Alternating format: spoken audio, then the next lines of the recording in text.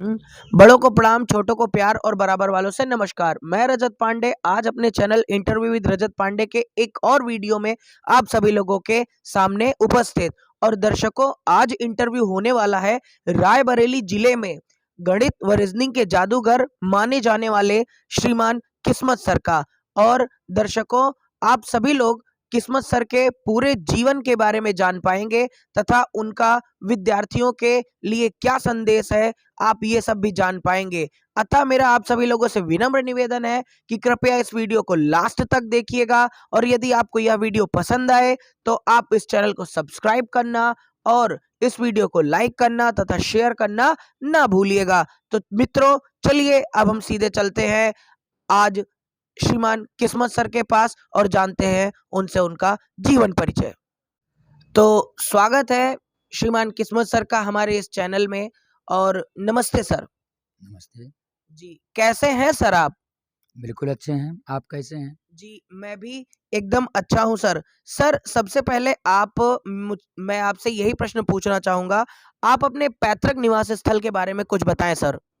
मेरा पैतृक निवास स्थल सलोन रायबेली ही है, लेकिन बचपन से मैं इलाहाबाद में था, जो वर्तमान में प्रयागराज नाम से जाना जाता है। जी, और हमारी शिक्षा वहीं पर हुई, जी, जी, वहीं पे पढ़ाई-लिखाई सब कुछ हुई। जी, जी, अब जी। मैं रायबेली में हूँ। जी, बिल्कुल सर। आप अपने फैमिली बैकग्राउंड के बारे में भी कुछ बताइएगा सर। अब मेरा फैमिली बैकग्राउंड उतना अच्छा नहीं था, लेकिन वर्तमान में काफ़ी हद तक ठीक है। और बाकी 5 भाई, 5 बहन हम लोग हैं। मतलब जी, थोड़ा सुनने में लोगों को भी जी, थोड़ा अटपटा लगेगा, लेकिन हम लोग 5 भाई, 5 बहन हैं। जी, बिल्कुल सर। और माता-पिता हैं, और हम लोग का सेपरेट फैमिली है। जी, मतलब हम लोग दादा-दादी के साथ नहीं रहते। जी, जी। हम लोग माता-पिता और भाई-बहन एक साथ में रहते हैं। जी, बिल्कुल सर। सर, आपकी क्वालिफ़िकेशन क्या है? सर, वैसे एक्चुअली मेरी क्वालिफ़िकेशन तो ज़्यादा नहीं है, लेकिन फिर भी मैं ग्रेजुएट हूँ। और ग्रेजुएट के साथ डीसीए कंप्यूटर में छोटा-सा कोर्स है, और उर्दू और अरबी के कुछ कोर्स हमारे पास भी हैं। और कुछ दिन के जो है किरत जो मौलवी लाइन की कोर्स होती है, उसको भी हमने एक किताब पढ़ा हुआ है। जी, बिल्कुल सर। इसके अलावा सर, आपने अपना जो प्रारंभिक शिक्षा होती है वो कहाँ से प्राप्त किया? और इसके अलावा उसके बाद जो उच्चतर शिक्षा होती है वो आपने कहाँ से प्राप्त किया है सर? हमने तो ये सलोन आमना राष्ट्रीय विद्यालय सलोन में है, जो चमन सर उसके मैनेजर हैं। तो हम केजी 1 और केजी 2 यहीं से पढ़े थे। फिर यहाँ से हम पढ़ने के बाद सीधा इलाहाबाद शिफ्ट हो गया पूरा फैमिली। तो वहाँ पर हेरा कॉन्वेंट स्कूल थी, जिसमें हमारी केजी 2 में हमारा एडमिशन हुआ था। और केजी 2 के बाद हमारा कई क्लास हमारा छूटता गया, क्योंकि ट्यूशन वगैरह लगाने के बाद कुछ क्लास हम तेज़ हुए, जिसकी वजह से जैसे हमने 4th नहीं पढ़ा, 6 नहीं पढ़ा। तो ऐसे कई स्टार्टिंग के भी जो है हम क्लास फर्स्ट नहीं पढ़ा। तो इस तरीके से हमने क्लास किया, और हमारा हाई स्कूल सरदार वल्लभ भाई पटेल इंटरमीडिएट कॉलेज से हुआ। और intermediate SS convent intermediate college, ये अरेल नैनी से हुआ है। और बाकी एजुकेशन हमारा Nand Kishore Singh degree degree college है, जो हमारे अ, इलाहाबाद प्रयागराज के निकट ही जो है, जहाँ पर रहते थे हम, वहाँ पर था। वहीं पे हमने ग्रेजुएशन किया। उसके बाद फिर ग्रेजुएशन के बाद हमने कंपटीशन की तैयारी किया। 2025 दिसंबर 2010 को हमारा एडमिशन हुआ। और 6 महीने के बाद हमने तैयारी कंप्लीट किया। उसके बाद फिर हम कोचिंग जो है हमने खुद डाल दिया था। फिर हमने देखा कि जो वहाँ पे कमियाँ थी कोचिंग में, पढ़ाने में, या जो भी त्रुटियाँ थीं, हमको ऐसा लगा कि हम उन त्रुटियों को सुधार सकते हैं। और जो कुछ हमने स्टार्टिंग में बताया कि हमारे हमारे साथ कुछ प्रॉब्लम थी, उस प्रॉब्लम को सॉल्व करने के लिए, यानी इनकम प्रॉब्लम, मनी प्रॉब्लम, तो इसकी वजह से भी हमने कोचिंग इंस्टीट्यूट डाला हुआ था। और 2 इंटर कॉलेज भी हमने जॉइन किए थे, देवराजी देवी इंटरमीडिएट कॉलेज और जीपी पब्लिक स्कूल, वो भी आपका हाई स्कूल तक था। वहाँ पर हमने शिक्षा दिया। उसके बाद हमने वहाँ पर गवनिया, जो रीवा रोड पर पड़ता है, वहाँ पर हमारा सेंटर चला। 2-2 संस्थाएँ थी, शाम सुबह दोनों मीटिंग में। और एक हमारा सीओडी चूँकि, जो हमारा ये नैनी में पड़ता है, वहाँ पर भी हमने सेंटर डाल रखा था। फिर वहाँ के बाद 25 दिसंबर का ही दिन था।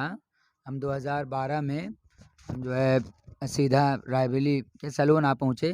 कुछ दिन रहने के बाद हमको लगा कि कुछ ना कुछ किया जाए, तो इसलिए हम रायबरेली आए और रायबरेली आने के बाद हमने 1-2 कोचिंग में ट्रायल भी किया। बाकी एक जगह मैंने पढ़ाया था, वहाँ 1 महीने पढ़ा, उसके बाद हमने अपना संस्था खुद डाला 20 जून 2013 को, और तब से हमारा संस्था जो है इस तरह चल रहा है। और हमारे यहाँ काफ़ी लोगों ने एजुकेशन लिया है और हमने दिया भी, और लगभग पूरा रायबरेली ज़िला हमको जानता है। जी बिल्कुल सर। बचपन से लेकर आज तक आपके प्रिय मित्र कौन-कौन रहे सर? अब बचपन से तो सर इलाहाबाद से अगर देखा जाए तो वहाँ हमारे मामा भी लगते थे और हमसे छोटे भी थे, मोहम्मद वसीम। इस समय वो मुफ्ती हैं और बहुत बड़े आलिम हैं, जिनका जो है मान-जान है पूरे इलाके में। उन्होंने एक तंज़ीम चला रखा है, तंज़ीम रज़ाए मुस्तफ़ा वेलफेयर सोसाइटी, वो उसके हेड हैं। दूसरे मित्र थे हमारे इरफ़ान अली, वहीं के रहने वाले थे। इलाहाबाद में 2 मित्र थे, और इस तरह से हमारे एक बीएन कंप्यूटर सेंटर चलाते थे, उनका नाम बीएन सिंह था, उनसे भी हमारी दोस्ती थी। शिव कुमार थे हमारे फ्रेंड, जो वहाँ इलाहाबाद के थे। फिर वहाँ से हम रायबरेली आए, तो रायबरेली में हमारे जो पहले मित्र हमारे बने थे, वो थे मिस्टर नौशाद अहमद, जो इस वर्तमान में ब्रिटिश इंस्टीट्यूट के जो है वो डायरेक्टर हैं। और हमारे प्रिय मित्र इस समय स्वयंवर यादव, न्यू ग्रोथ इंस्टीट्यूट। उनके बाद ये दूसरे नंबर के हमारे सबसे प्रिय मित्र हैं, और हमारे इस समय हम सलोन में रहते हैं, जो हमारा पैतृक निवास है। वहाँ पर भी हमारे फ्रेंड हैं मोहम्मद फ़ुज़ैल अहमद, वही हमारे काफ़ी अच्छे मित्र हैं। ऐसे कई मित्र हैं, लेकिन जो आपने जो पूछा प्रिय मित्र, तो ये प्रिय मित्रों की श्रेणी में आते हैं। जी बिल्कुल, पढ़ाई से ही देखिए, जब हम बचपन की बातें करते हैं तो थोड़ा-सा कुछ खट्टी-मीठी शरारतें भी, वो खट्टे-मीठे पल भी। तो बचपन में आप किस प्रकार से शरारत किया करते थे? मैं आज अपने इस चैनल के माध्यम से आपसे आपका बचपना जीवंत करवाना चाहूँगा सर। आप बचपन में किस प्रकार की शरारतें किया करते थे सर, पढ़ाई काल से ही तथा बचपन में सर? अब देखिए, बचपन में तो शरारती थे ही, लेकिन अब कुछ शरारतें ऐसी थी कि अगर यहाँ बताएँगे, क्योंकि हम देहात से बिलॉन्ग करते हैं, रहने वाले देहात से थे वहाँ पर इलाहाबाद में। तो वहाँ पे तमाम ऐसी चीज़ें हुआ करती थी, जैसे गाय-भैंस चराना, तो उनके साथ ही छेड़खानी। गाय भैंस के ऊपर बैठ जाइए, पढ़ाई भी चल रही है और भैंस भी देख रहे हैं।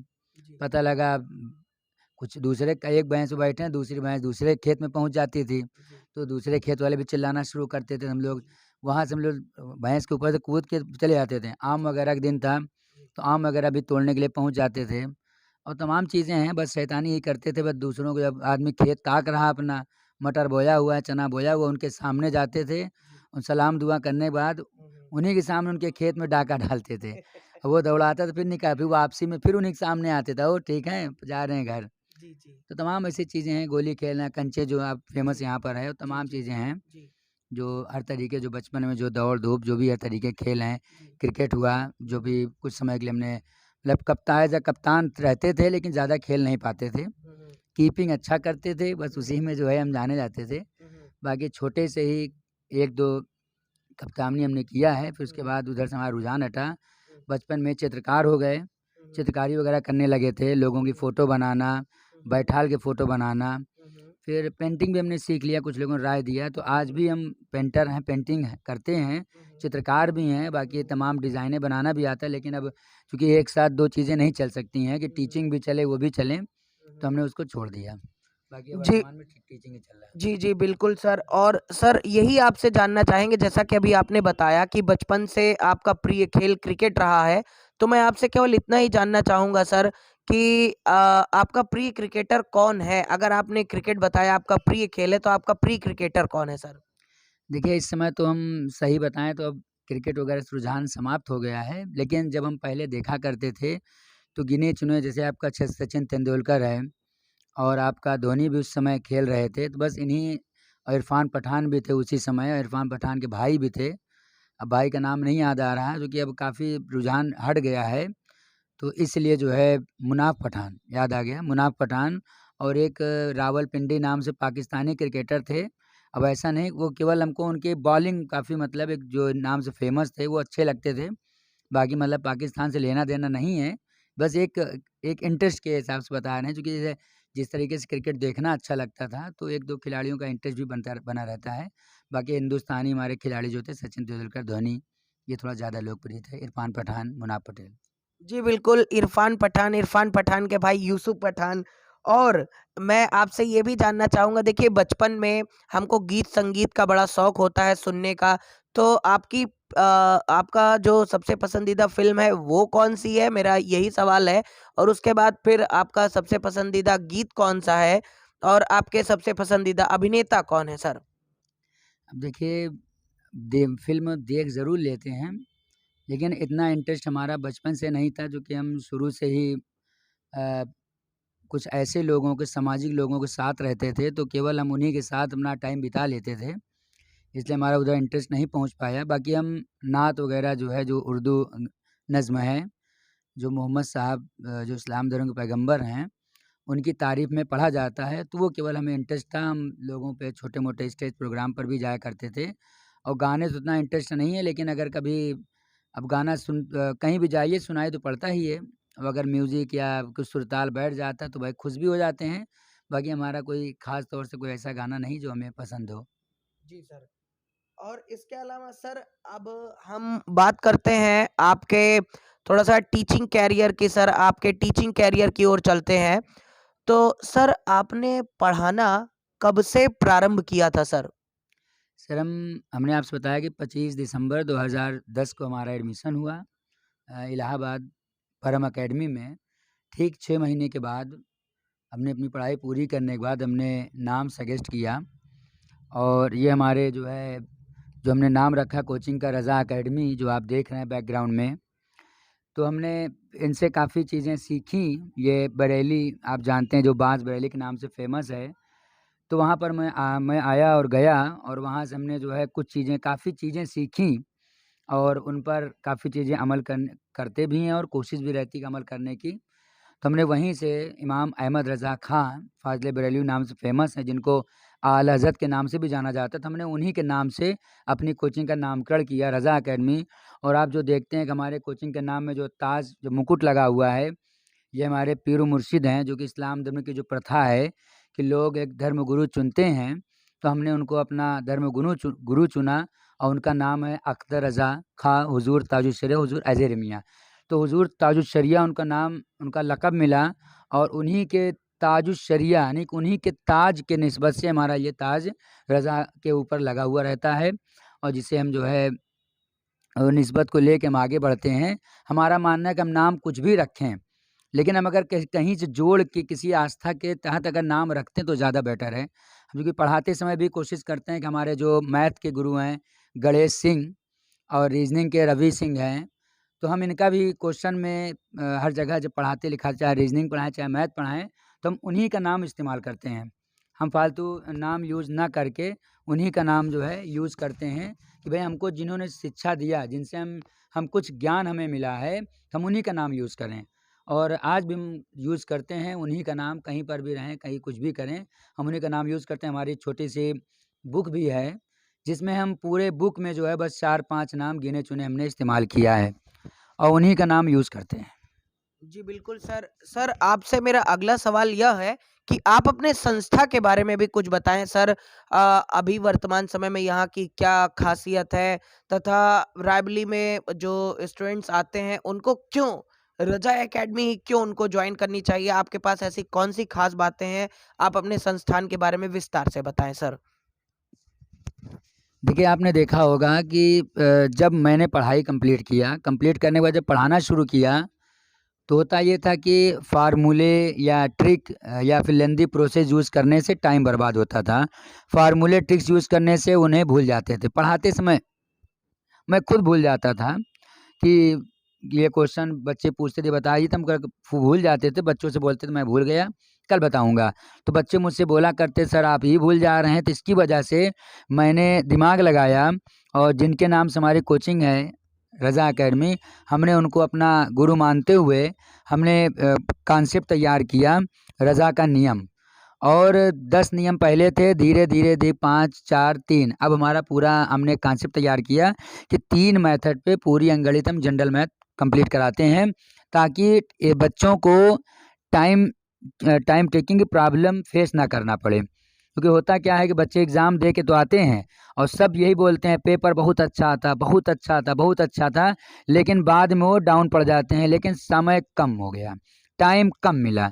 अगर 10 मिनट और मिल जाता तो हम इतने क्वेश्चन और कर लेते। तो ये हर तरीके की बातें हुआ करती हैं। बाकी जो हमसे पढ़े हैं वो मुझे भली-भाँति जानते हैं, और जो नहीं पढ़े हैं बस हम यही चाहते हैं कि एक बार वो पढ़ के देखें और खुद समझेंगे। हम पढ़ाने का जो मेथड है कि क्या तरीका है वो सब कुछ जानेंगे। हमारा जो मेथड है वो बिल्कुल नेचुरली है। जिस तरीके से हम चलना फिरना बोलना सीखे हैं, लोगों की संगति में रह के दोस्तों से मिलना कैसे मिला जाए, दोस्ती कैसे की जाती है, ये समाज में निकलने के बाद सीखा जाता है। तो सेम वही कंडीशन हमने अपने कोचिंग इंस्टीट्यूट में पढ़ाने के मेथड में रज़ा के नियम में फॉलो किया है, ताकि बच्चा उसी नेचुरल तरीके से पढ़ाई को भी सीखे। यानी हम एक मानते हैं कि हमने देखा है कि math is fun, math is game. यानी आपका एक गेम है और एक प्ले है। तो अगर मैथ को प्ले और गेम समझ के अगर कोई बच्चा पढ़ता है तो हमारे मेथड से वो हंसते खेलते वो क्वेश्चन को सॉल्व कर लेता है। और तमाम ऐसे स्टूडेंट हैं जिन्होंने क्वालिफाई किया है, और हंसते खेलते, और जो जिनको भी कुछ नहीं आता था वो हमारी संस्था पे आए हैं। 2 महीने 1-2 महीने के अंदर अंदर उनको हमने बिल्कुल मैच्योर कर दिया कि मैथ में जो है। और काफ़ी बच्चे भी, जैसे नीचे हमारे कोचिंग के अंदर बाहर जो भी कोचिंग के बैनर लगे हुए हैं, उसमें जो सिलेक्टेड स्टूडेंट हैं के फ़ोटोज़ हैं, अगर आप उनसे संपर्क करेंगे तो खुद ही वो पूरा बयां करेंगे। हम अपनी तरफ से ज़्यादा बयां नहीं करना चाहते, क्योंकि वो हमारी बयां वही है जो हमारे सफल स्टूडेंट हैं, उन्हीं से ज़्यादा जानकारी मिल सकती है। जी, बिल्कुल सर। आप अपने सफल विद्यार्थियों का कुछ का नाम बताएँगे सर? हमारे जो रज़ा अकेडमी से सबसे पहले स्टूडेंट थे जो ऊंचा हर साइड के थे, कृष्णा निर्मल। जब हम 2013 20 जून 2013 के बाद हम यहाँ हमने कदम रखा था, और ठीक 1 साल के बाद यानी 20 जून 2014 में जब पुलिस की भर्ती आई थी, जिसमें जो पूर्व भर्ती को फिर से निकाला गया था और तमाम बच्चों ने दोबारा फॉर्म डाला अखिलेश यादव की सरकार में, तो उसमें उसमें जो है वो बच्चा हमारा काफ़ी अच्छे नंबर से और ज़िला टॉप किया था, कृष्णा निर्मल, जिन्हें वो मोदी का बहुत बड़ा फ़ैन था, इसलिए उनको बच्चे मोदी मोदी के नाम से भी जानते हैं। और हम अपने बैनर में भी और हर जगह भी उनका नाम मोदी ही लिखे हैं और पुकारते भी हैं। और बाकी अभी वर्तमान में नेहा दीक्षित हैं, आर्या दीक्षित भी कहा जाता है उनको, और तमाम बच्चे हैं, हिमांशु शाक हैं, और अभी राहुल भारती हैं जो SBI क्लर्क में हुए हैं, और इस तरीके से तमाम स्टूडेंट हैं। अभी सूची के अमन यादव हैं, और हमारे रायबरेली के ही इसी शक्ति नगर के दीपक राणा हैं जिनका सिलेक्शन हुआ है। और ऐसे तमाम स्टूडेंट हैं जिनका सिलेक्शन यहाँ से हुआ है, और रायबरेली के रहने वाले भी हैं, जायस के हैं, डलमऊ के हैं, और इधर जो है लालगंज बैसवारा के हैं। कुछ स्टूडेंट तो प्रतापगढ़ के भी हैं, और कुछ स्टूडेंट जो भी स्टार्टिंग में लॉकडाउन में पढ़ाया गया, जो इलाहाबाद के स्टूडेंट भी उसमें शामिल थे, उनका भी सिलेक्शन हुआ है। लेकिन चूँकि इलाहाबाद के स्टूडेंट हैं इसलिए उनका हम फ़ोटो यहाँ पर नहीं लगाते, क्योंकि लोगों को कहने का ना हो कि वहाँ के बच्चों की फ़ोटो लगाएँ। जो पर्सनली जो बच्चे, जिन बच्चों को यहाँ के लोग प्रॉपर जानते हैं, हम उन्हीं का फ़ोटो यूज़ करते हैं, और बस उन्हीं का जो है करते हैं, मतलब उनको ही लोग जानें, उनसे जानकारी लेने के बाद ही वो रज़ा अकेडमी के बारे में जानें। और अभी तक तो हम इंडिविजुअल मैथ रीजनिंग ही पढ़ाया करते थे, लेकिन आवश्यकताओं को देखते हुए मैंने ऑल सब्जेक्ट भी स्टार्ट कर दिया है। और जो भी स्टूडेंट और भी हों जो मैथ रीजनिंग की वजह से कि केवल मैथ नहीं चलता नहीं आ रहे थे, वो भी अब आ सकते हैं, वो भी क्लास कंप्लीट ज्वाइन कर सकते हैं। अब पढ़ के देखें वो कि हमारी जो फैकल्टी है, मजबूत फैकल्टी है इस समय वर्तमान में, जिस तरीके से चल रही है वो बिल्कुल एकदम सूटेबल तरीके से चल रही है। और जो भी स्टूडेंट, हमारे पास केवल 2 बैच मॉर्निंग में है और 1 बैच आपका इवनिंग में है। इतनी बैचों से हमारी क्लास चलती है। उसके बाद हम 3 बजे के बाद क्लासेस ऑफ करते हैं, लेकिन आने वाले टाइम में 3 बजे से भी क्लास स्टार्ट करने जा रहे हैं। जल्दी ही अनाउंसमेंट किया जाएगा। जी, बिल्कुल। आप स्वयं बहुत से विद्यार्थियों के गुरु हैं, आदरणीय हैं, आदर्श हैं तथा उनके प्रेरणा स्रोत हैं। परंतु मैं पर्सनली आपसे पूछना चाहूँगा सर कि आप अपना गुरु किसे मानते हैं? तो अभी तो हमने आपको बताया ही कि हमारी कोचिंग जिसके नाम से चलती है, रज़ा अकेडमी, और हमने उनका पूरा परिचय भी दिया आपको। हम उन्हीं को अपना गुरु मानते हैं, और प्लस जो हमारे गणित के गुरु हैं गणेश सर, उनको नहीं भूल सकते हम। और रवि सर हमारे रीजनिंग के गुरु हैं, उनको भी नहीं भूल सकते। इस समय वर्तमान में इलाहाबाद प्रयागराज में वो संदेश अकादमी चलाते हैं, जो रवि सिंह हैं। और जो हमारे गणेश सर हैं, वो करियर कोचिंग में अपनी इंडिविजुअल मैथ रीजनिंग की क्लास चलाते हैं। वो हमारे गुरु हैं। यहाँ से कभी इलाहाबाद जाना होता है मुझे, तो मैं उनसे ज़रूर मिलता हूँ। रवि सर से तो मुलाकात नहीं होती, क्योंकि वो हाई लेवल तक पहुँच चुके हैं, तो उनके साथ गार्ड वगैरह रहते हैं, काफ़ी अंदर रहते हैं। उनके साथ कुछ कंडीशन फेस आ चुकी है, जो गोली बारूद वाला भी लफड़ा आ चुका है, तो इसकी वजह से वो लोगों से मिलते-जुलते नहीं हैं। बाकी गणेश सर से मुलाकात आसानी से हो जाती है। उनसे हम जब जाते हैं तो मुलाकात करके आते हैं। उनका कॉन्टैक्ट नंबर भी हमारे पास है। कभी-कभी उनसे जाके मुलाकात भी करते हैं, फ़ोन भी करते हैं, कॉलिंग हो जाती है। जी बिल्कुल सर, विद्यार्थियों के लिए सर आपका क्या संदेश है कि मतलब विद्यार्थी किस प्रकार टाइम टेबल बनाए, कितने घंटे पढ़े, तथा इसके अलावा अपने आप को कैसे मानसिक रूप से तैयार रखें जो उनकी प्रतियोगी परीक्षाएं हैं उनके लिए? देखिए सर, मेरा मानना है कि मन की एकाग्रता ही सफलता है। मन अगर एकाग्र है तो व्यक्ति वो कोई भी छात्र हो वो सफल हो जाएगा। और छात्र ही नहीं, पढ़ाई जीवन से ही नहीं, वो किसी और भी लाइन पे ले जाए तो वहाँ पर भी वो सफल हो सकता है। तो मेरा मानना ये है कि मैं हमेशा अपने विद्यार्थियों, अपने स्टूडेंट्स यही कहता हूँ कि जो पर डे पढ़ाया जा रहा है, वो पर डे उसका रिवीजन करें, और संडे के दिन जितना भी कुछ पढ़ाया गया हो वो उसको एक बार सरसरी नज़र से देखें वो, और देखने के बाद जो उनके टफ लगे वो एक बार उसे रिपीट करें। उनको लगे कि हाँ, ये हम भूल भटक रहे हैं, थोड़ा कन्फ्यूज़न हो रहा है, उसे देखें, और जो भी दिक्कत करें वो मेरे व्हाट्सएप पर या कॉलिंग के ज़रिए उसे वो कन्फ्यूज़न वो घर बैठे भी दूर कर सकते हैं। बस ये रहता है कि 10 बजे से पहले हम उनकी प्रॉब्लम को सॉल्व करते हैं। जी बिल्कुल। तो मित्रों, मैं इसी के साथ आज के अपने वीडियो का समापन करना चाहूँगा और मैं बहुत-बहुत धन्यवाद करना चाहूँगा, धन्यवाद देना चाहूँगा श्रीमान किस्मत सर जी को, जिन्होंने अपने कीमती समय में से कुछ समय इस चैनल के लिए भी दिया। बहुत-बहुत धन्यवाद सर।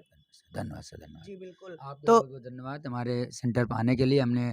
आपने समझा रज़ा अकेडमी को इस योग्य कि जो है इंटरव्यू लिया जाए यहाँ पर। धन्यवाद उसके लिए आपको। जी बिल्कुल। तो मित्रों, मैं आपसे केवल इतना ही और कहना चाहूँगा अंत में, आप लोगों से बस यही मेरा विनम्र निवेदन है कि यदि यह वीडियो आपको अच्छा लगा हो तो इस वीडियो को आप लाइक करना, चैनल को सब्सक्राइब करना तथा वीडियो को शेयर करना ना भूलिए। मिलते हैं किसी अन्य दिन, किसी अन्य वीडियो में, किसी अन्य टीचर के साथ। तब तक के लिए जय हिंद, जय भारत, धन्यवाद।